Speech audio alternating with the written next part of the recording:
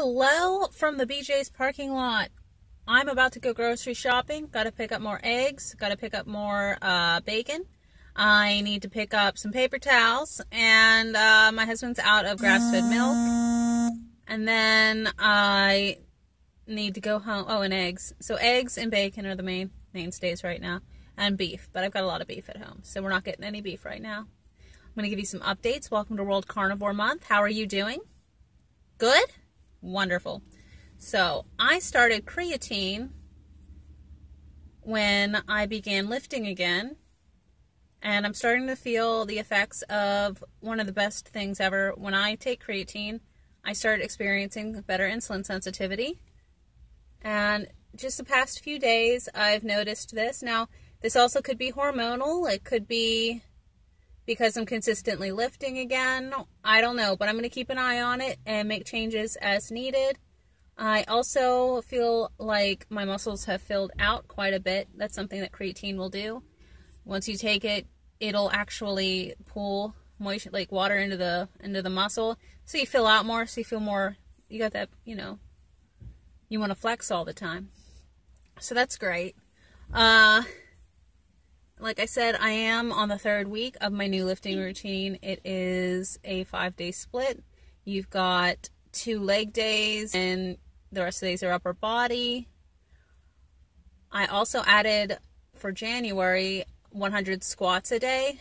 And since when I squat, it tends to be more quad dominant. Now, when I come up, I do, push my hips forward and squeeze the old tush. But in order to get a little more perkiness, I actually have also added hip thrusters and bridges.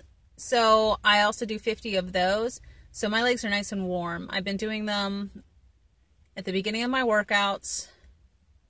And I'll do, I'll do 10, and then I'll take a short rest.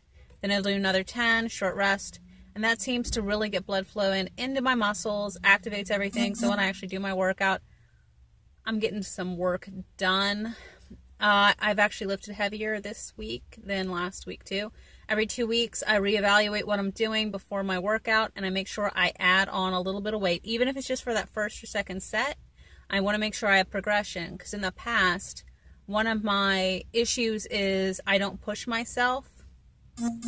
So this time I'm actually really pushing myself.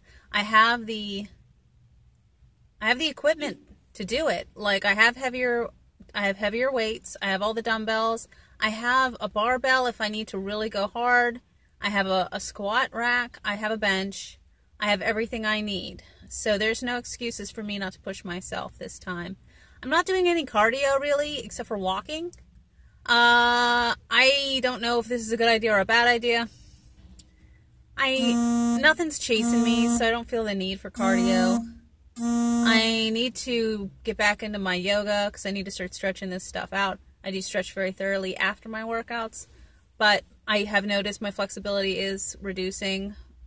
I was doing body flow from LaMills almost daily for a couple of months, and I was almost able to do a split, and I've been really lacking on that, so I definitely need to work on that.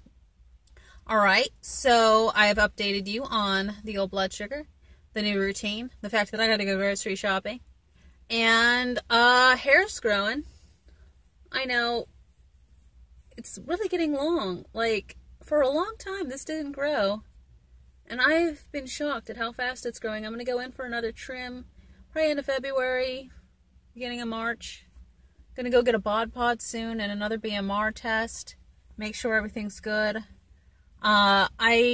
I gave up cheese for 21 days. That's part of my fast, because at my church, they do the Daniel plan. I believe that's a vegan plan for 21 days of fasting. So everybody eats like vegetables and lentils or something for 21 days, and they reflect. I'm not going to do that, but I do want to reflect, and I do want to do some introspection. So I gave up cheese. Most of the weight gain that I've experienced on carnivore was in December when I was eating a lot of cheese. You can buy a pound of grass-fed Kerrygold cheese here at BJ's for a real reasonable price. And so I probably ate a pound of cheese a week. And for some reason, I gained weight. My knees also hurt, and I had a stuffy nose. So we're 3 days into not eating cheese, and my sinuses are clearing, and my knees don't hurt today. So we're going to keep that up.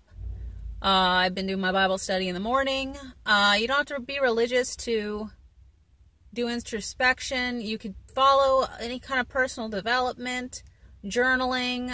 Just write down what you're grateful for every day. It's good to just sit and be alone with yourself, to look at yourself and really just be present, I guess you could say. I have an issue with being present. I admit that. So this morning, every morning when it's quiet, I've been doing my Bible study. I will say that cheese is like crack, and for like the first 3 days, up until like about I don't know, an hour ago, I really wanted to eat some stinking cheese.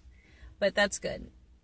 Today, food-wise, I've had 8 ounces of 75% beef, lean ground beef, so it's not super lean. I've had that. I topped it with 4 egg yolks, lightly cooked, and you just put that on top. I use light salt on that, and then I just eat it. The other thing I had was 3 whole eggs, 4 slices of bacon for breakfast. I also had a packet of gelatin, and I also have probably had about 6 tablespoons of heavy whipping cream. I've been buying the organic one because it has guar gum, but it doesn't contain carrageenan, and I'm pretty sure carragene's been messing up my gut, so I quit buying the cheap heavy cream from Walmart. I'm getting pretty pumped about carnivore. I still don't see anything wrong with what I'm doing. I'm feeling really good. I'm able to tweak things.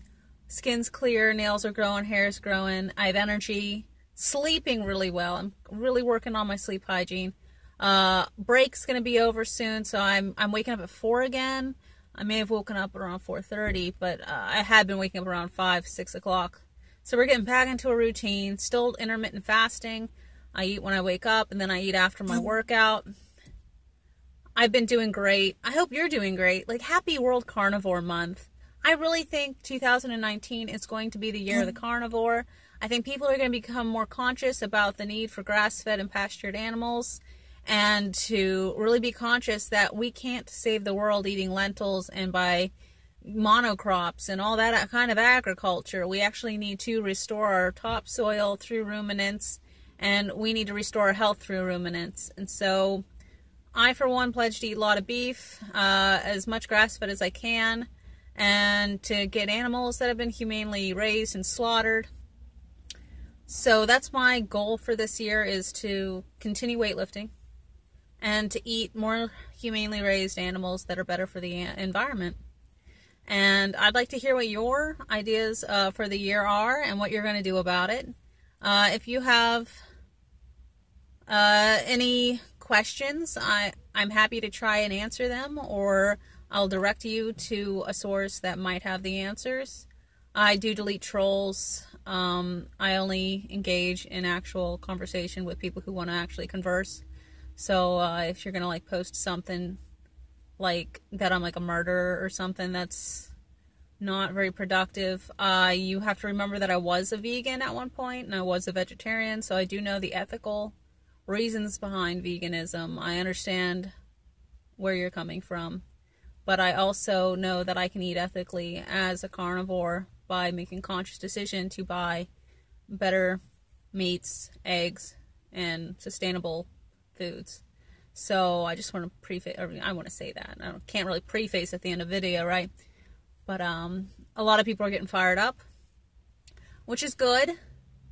But I also have seen a lot of controversy on the YouTube. But I've also seen a lot of vegans going back to eating meat or eggs or fish this past year. And I think that trend's going to continue, because we're finding that as humans, we have to eat a human diet in order to maintain our health. And the natural human diet does include animal products. And supplements are not the same as real food. I think we've all been spouting real food, real food, real food. So if you can't get it from food, maybe It's because you're not eating the right food that you actually need to eat. So you got to get some eggs, got to get some fish, got to get some chicken, got to get your pork, got to get especially your red meat, especially red meat. Look, unless you got bit by one of those ticks that like make you allergic to red meat, like make red meat a priority this year. Good red meat.